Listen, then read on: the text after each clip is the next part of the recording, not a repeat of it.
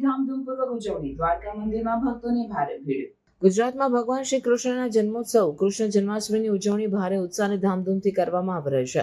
16 August 2025ના રોજ રાજ્યભરના મંદિરોમાં વહેલી સવારથી જ ભક્તોની ભીડ ઉમટી પડી છે, જ્યાં મંગળા આરતી સાથે દિવસનો શુભારંભ થયો છે।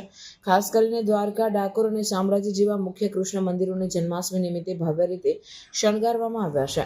શ્રી કૃષ્ણની કર્મભૂમિ દ્વારકામાં આવેલા જગત મંદિરમાં જન્માષ્ટમીના પવિત્ર પર્વ નિમિત્તે ભક્તોનું ઘોડાપુર ઉમટી પડ્યું છે। વહેલી સવારથી જ ભક્તો શ્રી દ્વારકાધીશના દર્શન કરવા માટે લાંબી કતારોમાં ઊભા રહીને પોતાની શ્રદ્ધા વ્યક્ત કરી રહ્યા છે।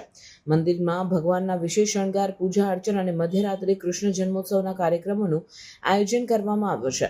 આ ઉત્સવ દરમિયાન ગુજરાતના વિવિધ શહેરો અને ગામડાઓમાં ધાર્મિક કાર્યક્રમો, ભજનો અને કીર્તનનું આયોજન કરવામાં આવ્યું છે। જન્માષ્ટમીના બીજા દિવસે એટલે કે 17 ઓગસ્ટ 2025ના રોજ નંદોત્સવની ઉજવણી કરવામાં આવશે, જેમાં ભક્તો દ્વારા ગીતો ગાઈને અને મીઠાઈઓનું વિતરણ કરીને આનંદ વ્યક્ત કરવામાં આવશે। આ પવિત્ર દિવસ નિમિત્તે રાજ્યભરમાં એક ભક્તિમય અને આધ્યાત્મિક વાતાવરણ છવાયું છે।